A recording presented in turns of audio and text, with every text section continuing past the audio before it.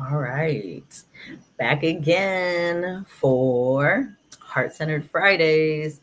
I'm actually on earlier than I said I would be on today because it is Halloween. And my son is taking a nap right now, so perfect timing. I'm just trying to make sure that my Instagram is live right now as well. Okay. All right, so this time I actually have the link up right here. You can see the link. This is for anybody that wants to come join me and ask any questions, have any type of like healthy debate. Everything I'm going to say tonight is based off of my experiences and actually using these things and them actually working when it comes to transcending the narcissist.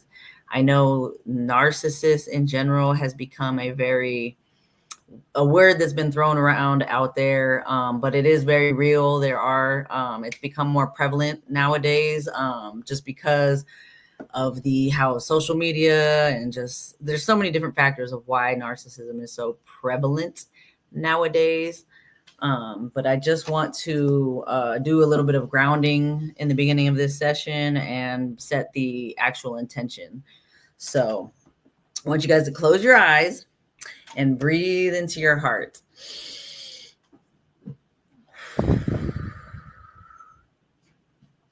Imagine light radiating through your body, reclaiming all energy that you've ever given away in fear, pain, or trying to be understood. All right. The intention for today, we are not here to talk about narcissists. We are actually talking about transcending the energetic game entirely. This is about remembering your power, not rehearsing your pain. So, the illusion of separation. The narcissist was here to show me where I was lacking in loving myself and where I was lacking in boundaries. So this is the greatest illusion of separation. So the narcissist is not your enemy. Believe it or not. They are not your enemy. They are the embodiment of separation consciousness. They show up.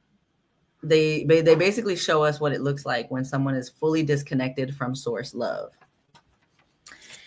And when we meet that energy, sometimes our human wants to fix or fight it. But our soul is asking us to integrate the lesson that we can stay rooted in love even when fear appears as control. They represent the split between ego and heart. And when we heal our own inner split, because we all have it coming here to earth, we no longer attract that vibration.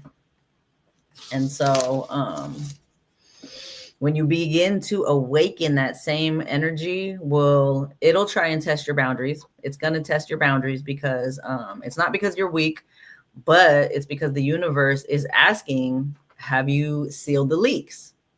So there is a such thing as energy leaks, because as soon as you cut the energetic cords from a narcissist, they will test it. And if you engage and give them energy, whether it's negative or positive, there will be an energy leak. Trust me, I've been through it.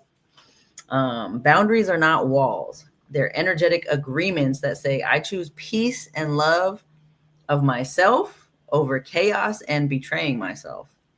Every time you hold a boundary with love instead of fear, you reinforce your new frequency. And so it's holding the boundary out of love and not out of fear. And I know those of us that are co-parenting with a narcissist, like a narcissistic personality or narcissistic personality disorder, it isn't the easiest thing. But there's a reason why we're still tethered.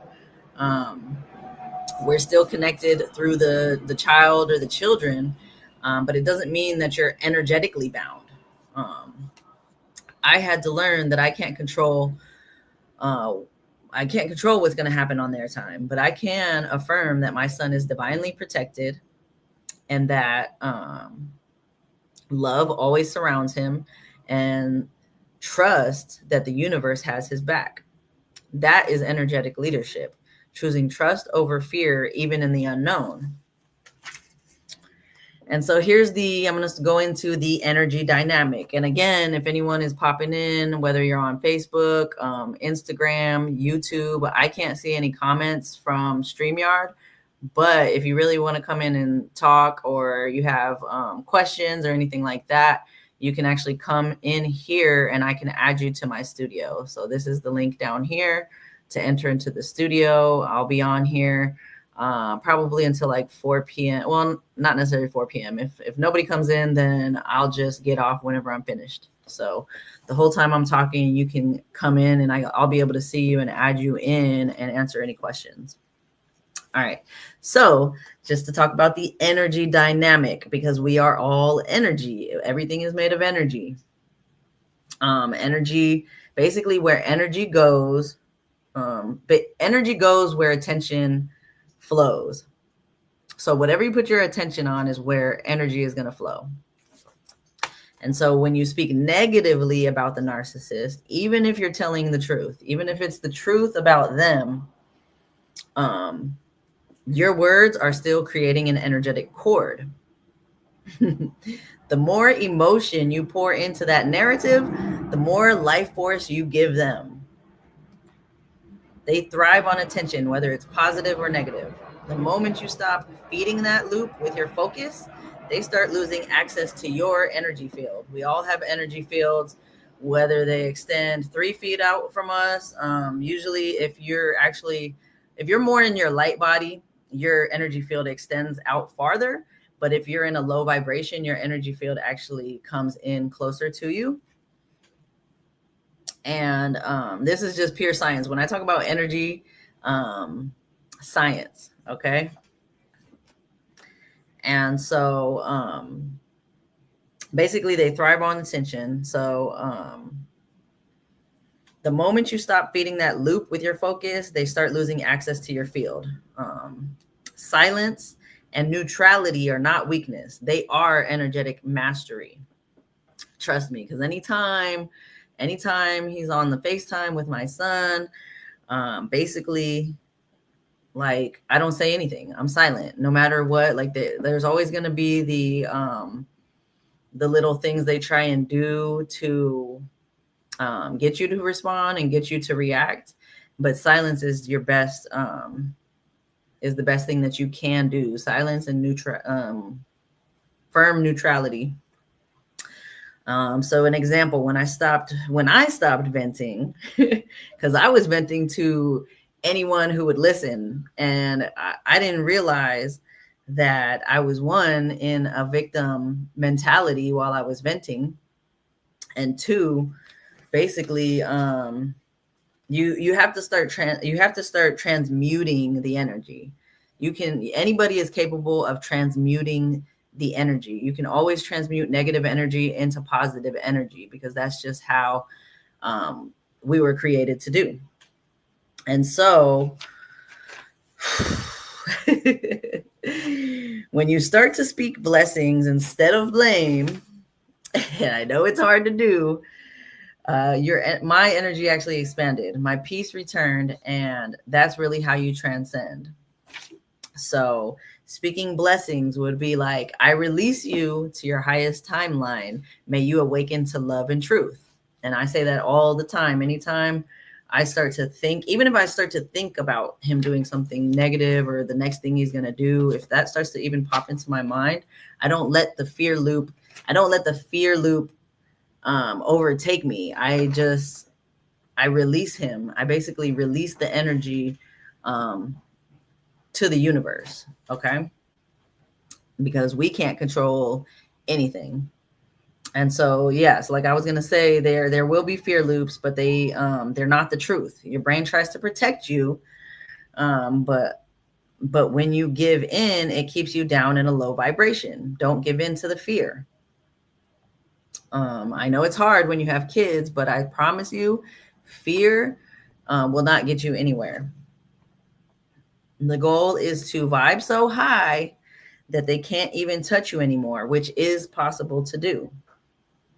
So just to share a little bit more about my story and my awakening, When I was deep in it, I thought speaking my truth about him was power. For some reason, I needed to vent to anyone who would listen, all the things that he was doing to me. Even though it was true, I realized that it was keeping me in the loop. He kept doing crazier and crazier things the more I talked about him in a negative way. So that's actually the definition. Like, that's quantum entanglement. So if you're constantly feeding the talking about the person, and you're still thinking about them, you're still talking about them, especially in a negative way, that you're entangled. Quantum entanglement. So every time I talked about what he was doing to me, one, I was in victim language. Two, I felt the energetic hook tighten. I could feel it. And when I finally awakened from it, and I was like, I saw the bigger picture. I saw the higher, basically the fact that I came here. I chose these experiences. I chose this experience in order to learn the lessons that my soul needed to learn. And so when I stopped talking about him, I stopped thinking about him, and I started speaking more into my healing. And I started I literally turned from speaking or thinking about him to literally just focusing on my own growth. I was focusing on my shadow work that I was doing. I was focusing on my sacred geometry. The shadow work was within the sacred geometry, but I also basically started focusing on my visions and my dreams, because my visions were, I was getting visions of speaking on stages. I started speaking to the wounded warriors. I started seeing the connections and the ripple effect that my speaking was making. And so that's all I started to think about. And my vibration changed completely. Like, there was a period where he wasn't doing anything anymore because of the vibration that I was in, and he wasn't causing any more problems for a while. So this was the moment I remembered that love is the only real frequency, and everything else is just distortion or an illusion. Everything else. So you have to reclaim your energy. You always have to reclaim your energy. Anytime you give your power away, you give your energy away, because you have more power than you think. We just tend to speak in victim language, which puts us in a victimized state, and a low vibration. So reclaiming your energy, put your hand over your heart. Always put your hand over your heart. Why do you think they tell you to put your hand over your heart when you say the Pledge of Allegiance? I'm not putting my hand over my heart unless it's something that I really want myself to take in. So I call back all energy I have ever given away through judgment, resentment, or needing to be right, because this is all giving my power away. And so it's all about how you say it too, because you can't just sit here and just read. You can't read affirmations like, oh, I call back all the energy I have. No, you have to elicit the feeling within, because that is the vibration within you. So you have to, the feeling is the key, as Neville Goddard would say.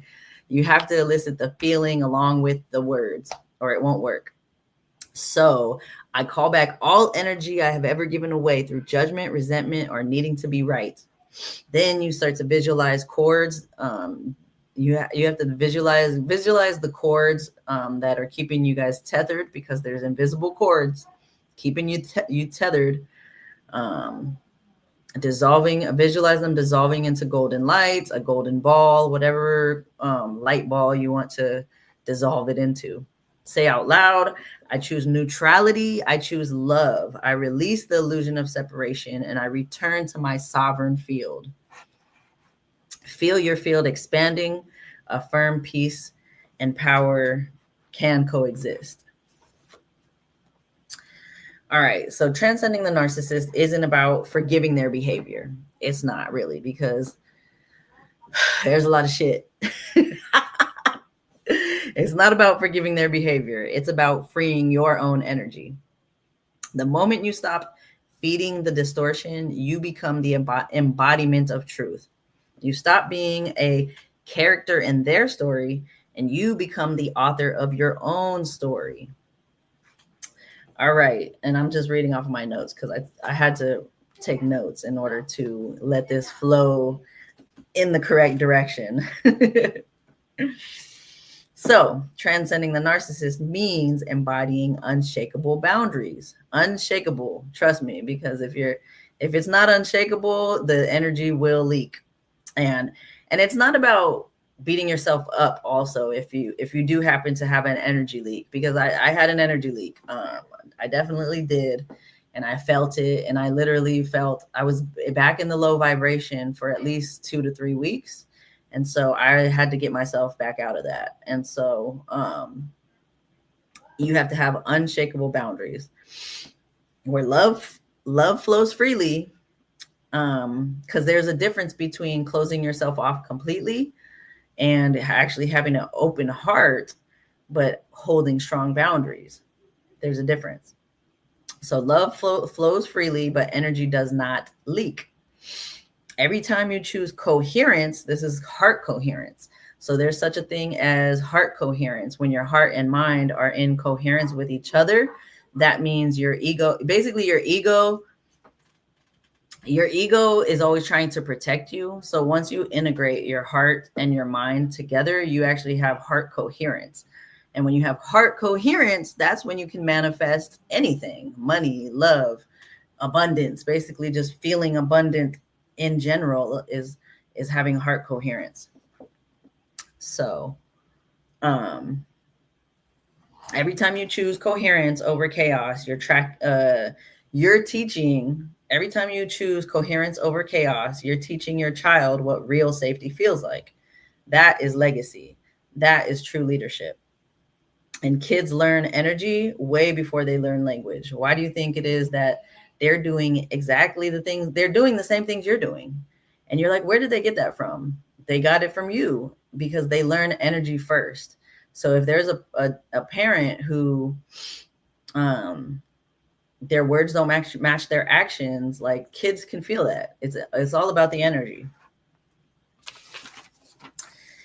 And so now I'm coming to the end. So if there's nobody that's wanting to join in and ask questions, this is the StreamYard link right here. You still have time to come in, and I can put you in. You can ask any questions. We can have like a healthy debate, whatever it is that you want to talk about. You can come in right now. I'll wait a few minutes. And if nobody comes in, then I'm just going to end this live session, because I'm pretty much done with it now. Also, if you guys want a part 2, I'm definitely down to come talk about this again. So if this live resonated, share it with somebody who is ready to reclaim their energy and rise into love consciousness, because eventually the narcissist will not be able to touch you, especially if you raise your vibration higher up and bring more light into your body. So I'll wait a few minutes if anybody wants to join and ask some questions. But if not, here's the link below. Like I said, I can't see any comments. I'm here in StreamYard on Facebook, YouTube, and Instagram. So if you want to join and ask questions, you can click on the link right here. I'll add you in the studio. You can ask questions and or just speak your piece if you want to. And if not, then I will end this live here in the next few minutes. This is good timing because my son fell asleep. Taking a nap before we go out trick-or-treating. And I don't know if the kids got off school early today. If you guys are online right now, because the people got off work early. I don't know how things go nowadays. I'm actually... I just do my own thing. I make my own schedule. I am going to school for my master's degree in consciousness, psychology, and transformational leadership. So I'm not just pulling this shit out my ass. This is the stuff that we talk about in my master's program. Consciousness, higher consciousness, when you start to raise your consciousness, what that looks like. And I know that, everybody is at a different level. We're all on our paths. The thing that I like about consciousness is completely different from religion, where we're not here trying to convince anybody of anything. We allow people to awaken on their own terms. And, I'm here for the Great Awakening. And part of this Great Awakening is transcending this narcissist. So I truly believe that over time, my message definitely needs to be heard. There's a lot of people in victim consciousness right now when it comes to these narcissists. And the key, and I'm not gonna lie, I was in victim consciousness for about a year after I left, and there was a lot going on. There was a lot I had to not stop caring about. Material stuff out the door. I had to stop caring. Like you can't stress yourself out over that stuff, because it's just going to bring you down. So you have to bring yourself higher and higher. And then I finally went through this spiritual awakening, and that's why I was able to literally like see from the higher perspective and see what I was here to do. I was really here to transcend the narcissist and to help others do the same. So I do have programs. I have 8-week programs. If you feel you're ready, because I am not working with anybody who's still wants to be in victim consciousness, who's still playing the victim. Like I can't help you. But if you want to reclaim your power back from a narcissist, I am here to help. And I do free discovery calls, things like that. So I have to protect my energy too. I am not, I remember I posted this one narcissist video, and I could just feel the energy, because I was talking about the things he was doing in a victim-y way. And it had a lot of comments. It was probably my most viral post, but it's not about most viral for me. For me, it's about actually coming into truth and love. And so that's what I'm here to teach. And if you're not ready for that, then I can't help you. But if you are ready, I'm here to help, because it is the only way to transcend the narcissist.